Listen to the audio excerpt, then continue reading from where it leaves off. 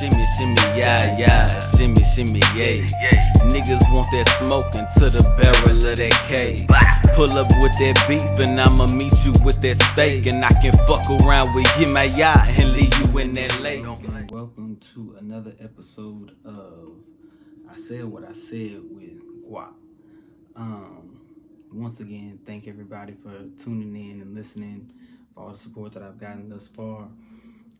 We're back from a 2-week break. I did need to go ahead and take a break. I ain't even gonna lie to y'all. It took a lot for me to get on here today and just rev it up. I was losing motivation. Depression been kind of, I think it's seasonal and circumstantial, but just life just kind of been kicking my ass. So, but I'm here. I'm proud of myself, regardless, for being able to be somewhat consistent.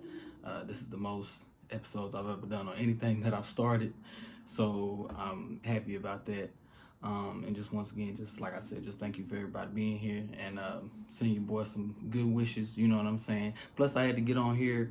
I just got a haircut. Y'all got to see shit. I'm a good looking nigga. I ain't gonna let this haircut go to waste. So, since we can't go nowhere else since COVID, because, well, at least for my job. But that's neither here nor there. Yeah, so today's episode, I wanted to touch on, I'm by myself today. We'll have more guests later, starting off on the new year, but we're going to start off the new year with just me. So it's just me today. We're going to talk a little bit about spirituality versus religion. This is something that I have, in the most recent years, become something that's really, I've been really passionate about. Sometimes a little too passionate, I'd say. And it's just something I'm really interested in. It's something spirituality has become a part of my life. It's it's a lifestyle. It's more than just crystals and just believing in the universe. It's an all encompassing thing. But for me, I know that sometimes I get caught up in being angry with religion, being, coming from a religious background, coming from church, and just feeling like a lot of that is illusions or lies or things that are just put in place to control. Sometimes I get angry with other Christians, but I'm working on doing that to learn how to, respect other people's religion as well as they respect mine. That's something that my fiance preaches to me. She's like, you don't want nobody else to disrespect your religion or your practices, your spiritual practices, so don't disrespect anybody else's. So anyways, I say all that to say, I ain't trying to disrespect nobody. If any Christians on here listening, if you feel the kind of way, hey, I'm just speaking on how I feel, my perspective. I said what I said. So, but yeah, so I guess for me, one of the big differences is between religion and spirituality. Religion requires you to, we all require a belief in something. And the belief is something that's not known. It's not concrete. It's just something. You believe it. Believing versus knowing. If I know something, then it's the difference between me believing that this chair is gonna hold me up and knowing that when I sit down, this chair is not gonna break and it's gonna hold me up. So belief is just not it's you believing in something that you concrete don't know for sure. And honestly, that's the basis for everybody, because we all believe. None of us know anything for sure. None of us know anything. The most that we do know is that we don't know anything at all. It's just like Erykah Badu said in her song, the man who knows something knows that he knows nothing at all. And does it seem colder in your summertime and hotter? Anyway, my bad. So the man who knows something, he knows nothing at all. And so that's, I guess for me, that's the basis of it all, that we all just kind of going with what resonates and what feels good for us. But my whole thing, I guess my issue with Christianity, and specifically religion, Christianity specifically, is I feel like it was put in place to control, for one, and also to provide a fake sort of contentment and solace. Whenever you're in religion, it's for convenience and it's for solace. It's to be able to lean on something and to have something to make you feel better, to fall back on. It's, well, God got me, or God gonna get me through this, or he, it's for solace. It's not for, I equate it almost to the COVID vaccine, because to me, I feel like at this point, I'm not vaccinated. I'm not gonna get vaccinated just for my own personal reasons, which involve spiritual reasons. But I feel like at this point, the vaccination is just to coddle, it's to solace, because if you sit and if you think about it, like my mom, at first she was gonna have everybody over for Christmas Eve dinner, and then last minute she was like, I've been thinking about it, I don't really feel comfortable with people staying here who not vaccinated. And in my mind, I'm thinking, well, if you vaccinated and you safe, if according to what everything the CDC and everything that MSNBC and all that, if they telling you that the vaccination gives you a leg up and you safe, then you should be good. I should be the one who should be afraid, because I'm the one who is unvaccinated, right?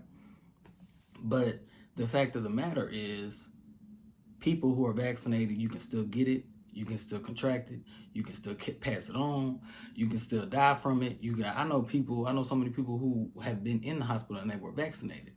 I know people who were unvaccinated as well who have been in the hospital, but the point is, I know on both sides people who have died. So to me, it's kind of like, what is the point here, really? If it's really no difference, and if I can still get, especially with me, I already had it, and I know it didn't take me out, then what's really the point of me getting, and what's in it? What is the point of me really getting it if it's really no difference?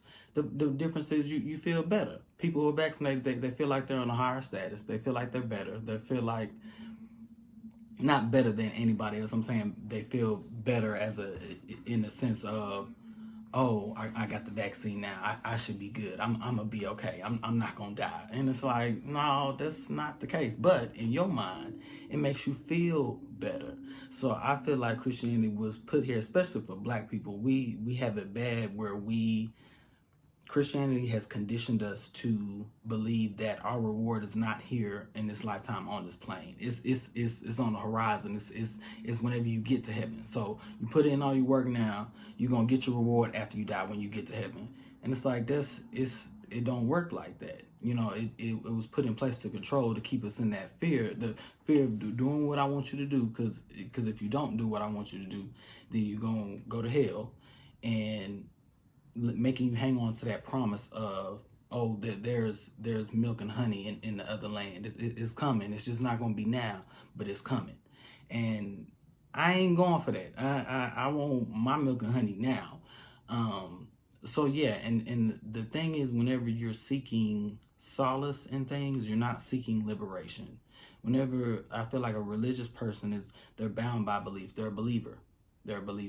Whenever you're on the spiritual path, you're a seeker. You're seeking knowledge. You understand that you know nothing, and that you are always seeking knowledge and downloads and things that can help you elevate and more so understand yourself and the world around you.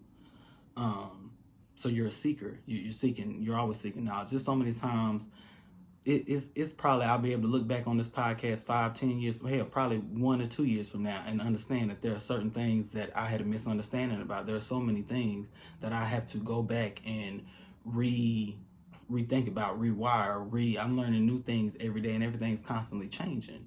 But I'm not bound by or constrained by these certain beliefs that it has to be this way. I have to do it this way. It has to be, and if it falls out of that line, then you're damned to hell. Like, no, that's not.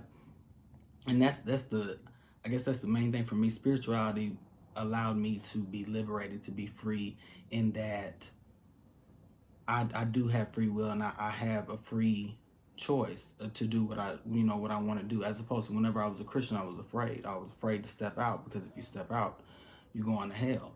But I know that today, if I were to walk away from what I practice right now, or walk away from my spirituality, or put it down, or just whatever, I think my life would be significantly harder. Yes, it would be harder to maneuver. It would be harder for me, especially with me knowing what I know and just plainly ignoring it. It would be harder.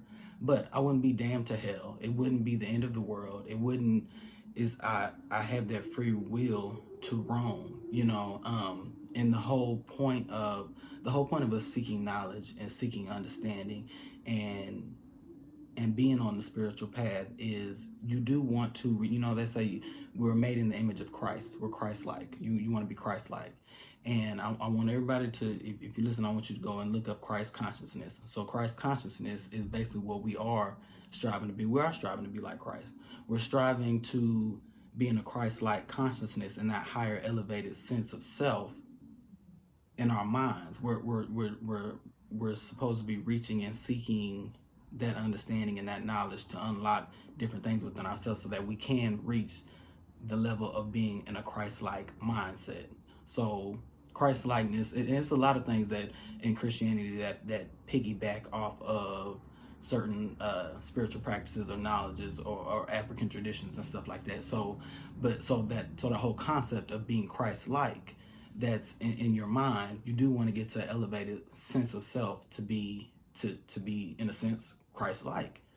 I know for myself, I always felt, and it took me a long time to be here. I realized that it is very hard, especially when you're brought up and it's ingrained in you to believe something and to be afraid, so deathly afraid, between life and death. No, I have to do this, or I have to do this way, because if I don't, then I'm going to die and I'm going to go to hell. It is very hard to let go of that mindset, to let go of that fear, and to finally be able to say, like, no, I'm not. It's okay. Like, I'm not doing nothing wrong. It's cool. And I know for myself, it took me a very long time to get there. I grew up in the church. My mama had us going on Sundays and different things like that. But vacation Bible school and all that. But I always felt a sense of just being out of place. I felt like something wasn't right. I felt like I wasn't supposed to be there. I was out, and I felt like the odd man out, because I'm like everybody else sitting around here enjoying it, and they with it, and I'm just kind of like, it just doesn't feel right to me. And I guess I attribute it to it because in part some of it was with me growing up as a woman and me being a lesbian. Homosexuality is not supposed to be, you're not supposed to do that. So I already kind of felt out of place in that sense, and felt like I was wrong, and felt like I was always atoned. And I used to fall back on the old adage of, oh, well, Jesus know my heart. He know my heart. I'm gonna get into heaven because he know my heart.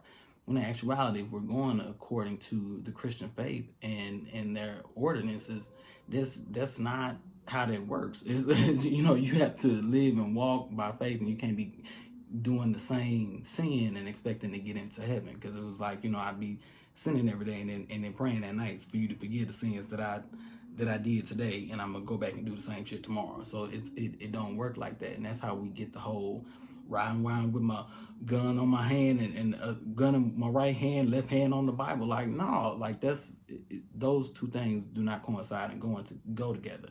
But for convenience sake, people make them go together because people are afraid of letting that go and being like, hey, I'm not a Christian. I don't live a Christian lifestyle. That's not, we just go along, for one, like I said, because we're afraid to say that we're not, because we're afraid to go to hell. And two, because that's just what you were brought up on. You believe in certain things because your mother believed in them before you, your father believed in them before you, your grandmother believed in them before you. These are all things that they believed in before you, so they're ingrained in you, and this is just all that you know. But I know for me, I used to question. It just felt awkward. I used to question a lot. And when you're young, we taught to not question. You don't question. You don't question God. You don't question. You just hush. Certain things that we ain't supposed to know, that you just ain't gonna know. Don't question it. And there are certain things that God knows, and it's not for us to know. But you are allowed to question certain things. It's they don't want you to question, because then you start to unwrap the layers and you start to see things in a different way. And then it's like, wait a minute, that don't really just add up. So I was always questioning. I'll tell you, the only time I ever felt just comfortable within the church is during the praise and worship time. I love praise and worship. I love that energy. I love that. I even sometimes now just want to go to church just to sit for the praise and worship and then get up and then leave, because I love that energy. Just even now, I'll put on certain gospel songs that I just know give me good feelings, and I move off of them vibes. But as for the rest of it, I just feel like it's more so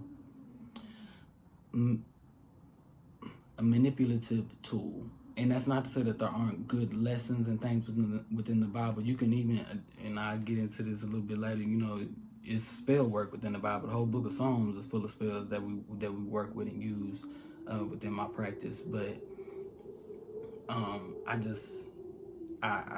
questioned it a lot, and I feel like it was too constraining, too fearful, too fear-based.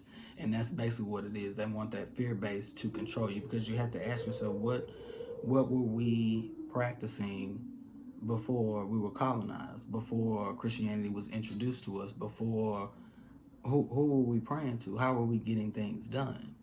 And whenever we were colonized, that was in part taken away, because it was put in place to control and to oppress, and in part, what's the word I'm looking for? Pull us away from our roots, separate us from our roots, because they know that if we are in connection with our roots and who we are and where we come from and things of that nature, that helps us to unlock our power, our magic, our all of these things. They don't want us to have that kind of power, because I often think, like, if every black person were to wake up and see the truth and be able to practice all the African religions that we traditionally practiced, we'd be an unstoppable motherfucker. Would nobody be able to touch us? Nobody. When I tell you nobody, wouldn't nobody be able to motherfucking stop us. When I say practices, I mean things like, I know for me personally, I practice ATR, African Traditional Religion, and I also practice hoodoo. So, and I hate that the African Traditional Religion, it has the word religion in it, because it's not constrained. It's not so much constraining, or as a typical religion or as Christianity, and it also involved, I'm involved in ancestor worship and things of that nature. I don't practice voodoo. If I don't understand something fully, or even to a certain degree, I'm not going to touch it, because I understand that it's serious, and I'm not going to put myself out there to get my ass toe up about some shit that I don't know about. So until I get more knowledge on that, so I haven't really practiced with any of the voodoo deities or anything like that. But what for me, I know I mainly practice, and the funny thing about it is my practice and things that and even like Santeria and things, all these occult practices and things like that, Christianity mimics certain things out of them, because I know, and so like in my religion, African Traditional Religion, we do have, it's not so much of, I know, a lot of Christian people like to think, witchcraft and all this is hoodoo, it's demonic, or is whatever, and it's like, or you don't believe in God, and it's like, no, we just don't believe in the same God that you were taught to believe in by the white man. And so we do have a God, and it's crazy, because there's an equivalent. So in ATR, there's an equivalent. You have God, who's Odumare, then you have like equivalent to Jesus, Orunmila, and then you have Orishas, or saints, or venerated ancestors. They're basically like the cream of the crop and the ancestors, and they were, I can't think of the word I'm trying to say, but basically they were made to be very important, and God put them here in order to help humans out on this earthly plane, in order to guide us, to help us to all these things, as well as our ancestors. And so it's a pecking order of Odu, Orunmila, Orishas, and then your ancestors. And these are all people. It's like a pecking order, a flow line. I know that whenever I first started getting into, because I know for the longest time, it took me forever to get away, to be like, hey, I had to look at myself. I'm not Christian. I don't practice Christianity. I don't practice the ways that of a Christian person would. So I had to be real with myself and realize I'm not a Christian. And so then I started, it was just with the crystals. I believe in the universe. I'm not sure what's out there, but it's something out there. And then so past that phase, and once I really started getting into meditation and things like that, that's when I really started to connect more with my fiance on a romantic level, because at first we were friends. And so then she started introducing me to the Orishas and different things, and all of that stuff. And one way how she explained it to me when we first started talking about it, she was like, it's like this. It's like God is like the CEO. If you're at a restaurant and they mess your food up, they mess your order up, they mess your salmon up, they burn it, you're not going to ask for, first you're going to want to talk to the cashier, I mean the waitress or whatever, you know, that's like your ancestor. Okay, they might not be able to fully satisfy your need or rectify the situation. So then you ask for a manager. You're gonna go to the manager, which is like an Orisha, and the manager's gonna handle it. But what you're not gonna do is you're not gonna be like, hey, y'all messed up my salmon. I need to talk to the CEO right now. I need y'all to get the CEO of this company on the phone so he can rectify, and I can complain to him about my burnt salmon, and he's finna do something about it. No, he's not. That CEO don't give a fuck about your burnt salmon. That's for the manager to handle. That's just like God don't give a fuck about your rent being late.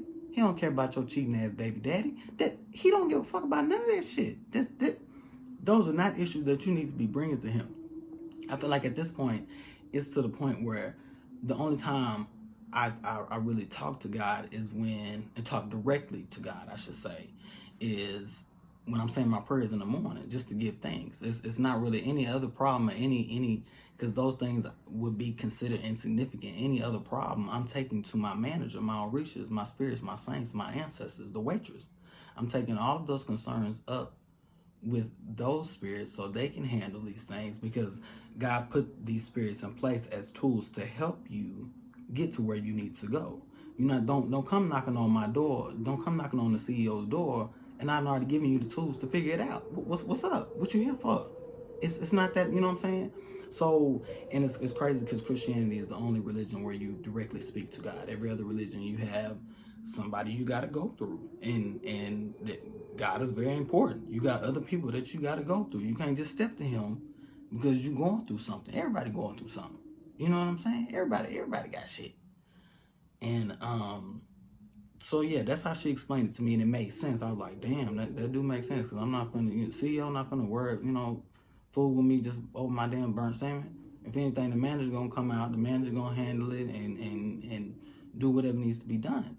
So that's a lot how that's basically how ATR works. And as well as, like I said, with the ancestor worship, I have altars up for my ancestors, for my Orisha.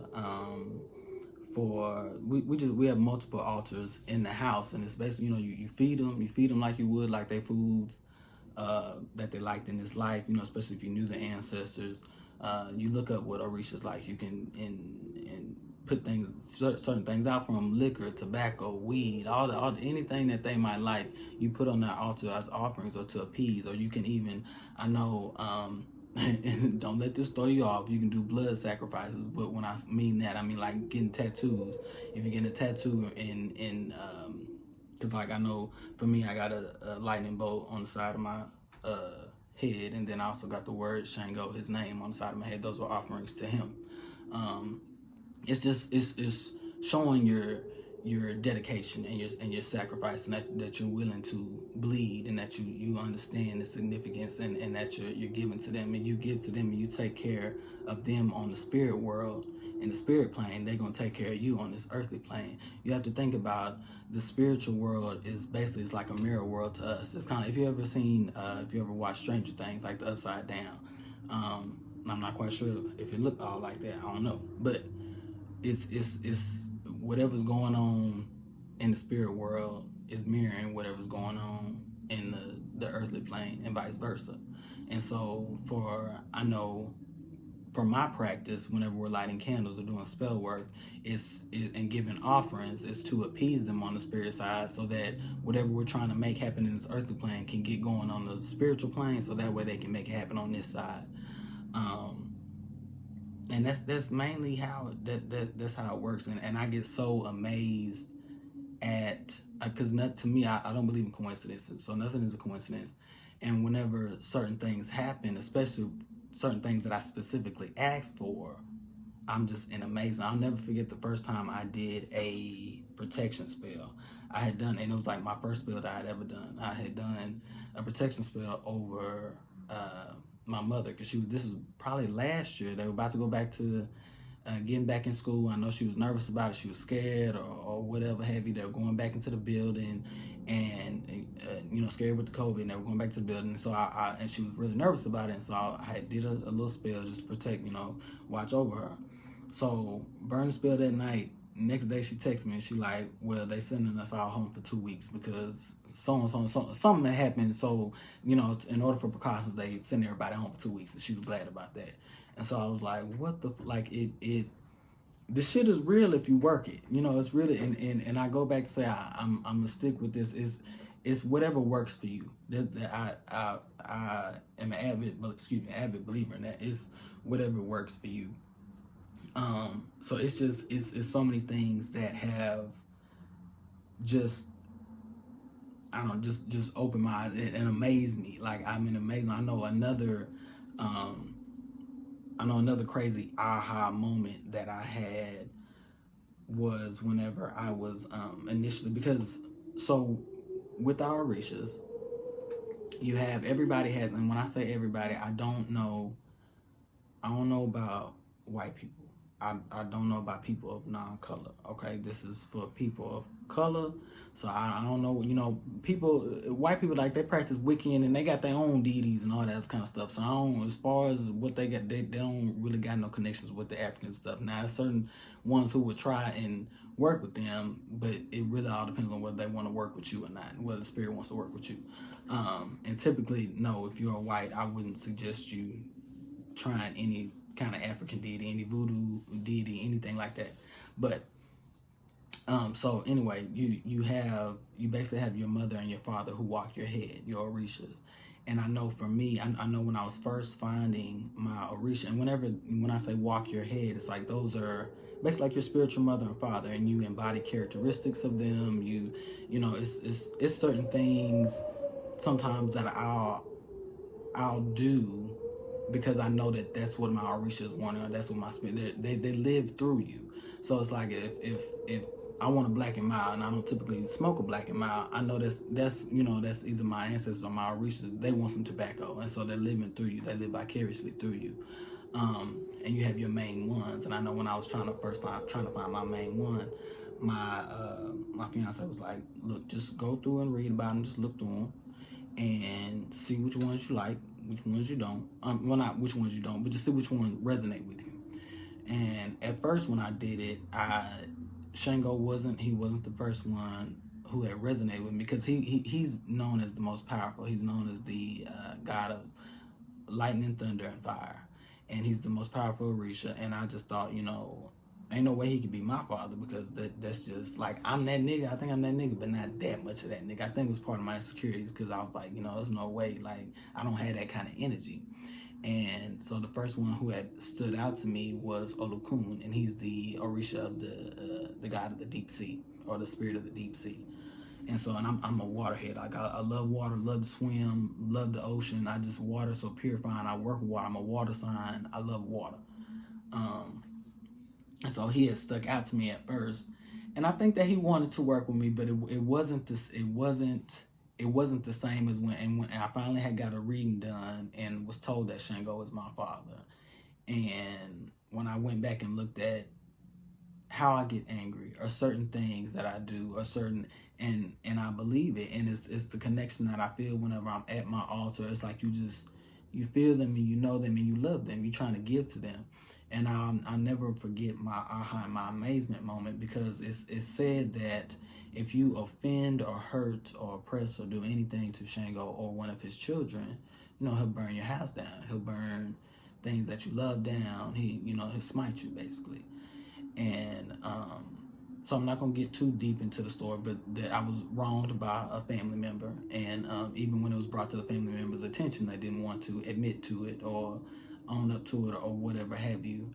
And this was shortly after I had found out that Shango was my father. And instead of, so something couldn't directly happen to that family member, because that family member is also tied to people that I deeply, deeply love. So Shango, knowing that I wouldn't have wanted anything to indirectly hit my loved ones, he didn't want anything to happen, so he couldn't directly do anything to that family member who, crossed me or whatever.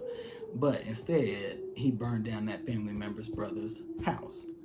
And when I had heard it and I had thought about it, and I was like, what the, and then when I found out that they didn't have insurance, when the house burned down. So the house burned down. There's no way to get it back. There's no insurance. I was like, wow, like that's a horrible position to be in. Like, you asked out, like, your house is burned down, you ain't got no way to get it back. There's no insurance that's gonna cover it.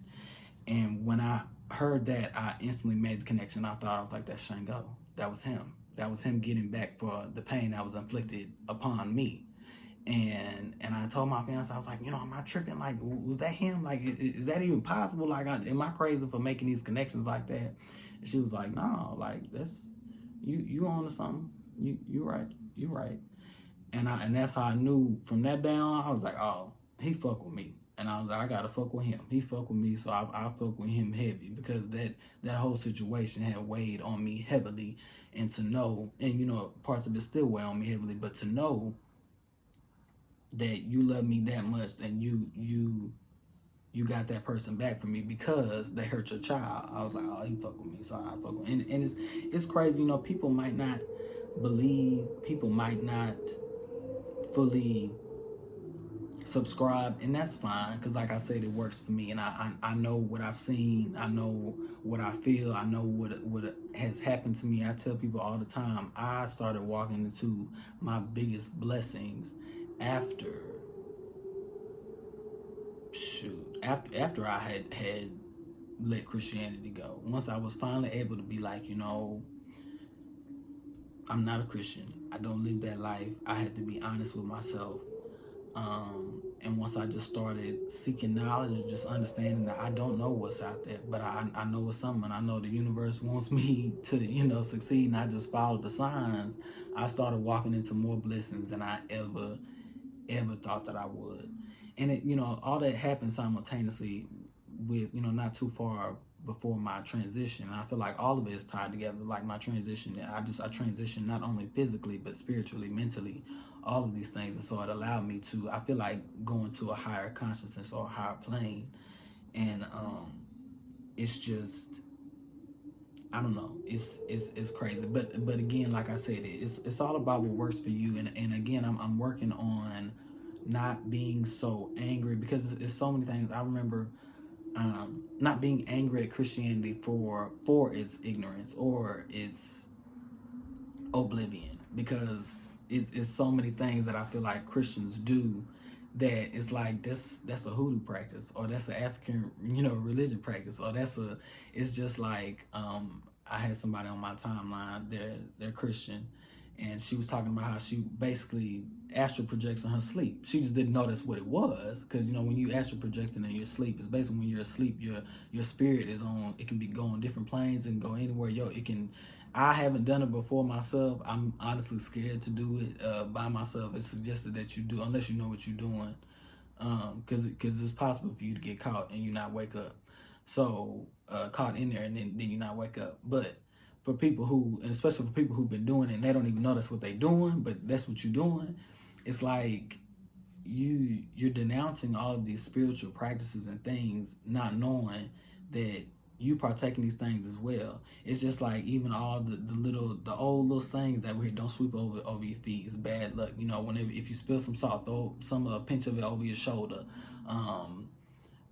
Washing your clothes before New Year's, just you're keeping your house clean. Like all of these things tie into little hoodoo practices. They come from African culture, and it's like we're so far removed from that because of the colonization that has come in and told us to practice a certain way, do this a certain way. You have to do this, and you have to play into a religion that justified slavery. You have to play into a religion that justified our oppression to be accepted, to get to heaven, to get to the milk and honey. And it's like, that's not the case. That's not how it should be. That's not how it has to be. That's not liberation. That's not freedom. But again, like I said, I just work on, I try to just work on me and not being so angry, because again, and I've said this before, everybody not gonna go. Everybody not gonna wake up. Everybody ain't gonna be on the same page. And everybody ain't gonna go. So, and that's fine. And like I said, it's about whatever works for you. It's about whatever works for that person, because I know Christians who have had miracles come about. I know non-Christians who have had miracles come about. It's all about whatever whatever works for you and whatever resonates with you. But I do know that a lot of Christians have the help of their ancestors and their spirit guides behind them, whether they acknowledge or know them or not. And it's just kind of funny to see it at this point. So I try to just laugh it off, and I just chalk it up to whatever works for you. Whatever works for you, and because we all need something to believe in. Everybody needs something to lean on and to believe in. I can especially say that, especially with me going through depression and stuff like that, it's imperative to have something that just helps you to get to let you know that you're gonna make it through. It's something to lean on to get you through the hard times. It's something to lean on to celebrating the good times. It's all about whatever works for you.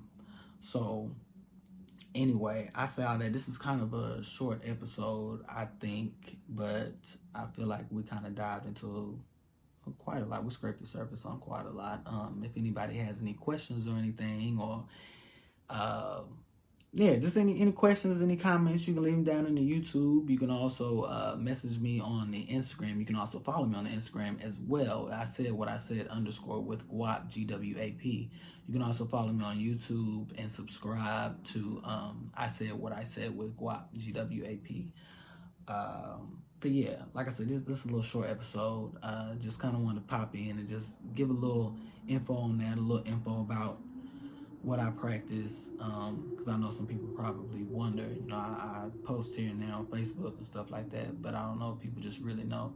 But if anybody has any further questions, you can feel free to hit me up. I can answer. I can do all that. And if I ain't got the answer, I know my fiance will, or somebody do. But again, thank you all for listening. Thank you all for checking in.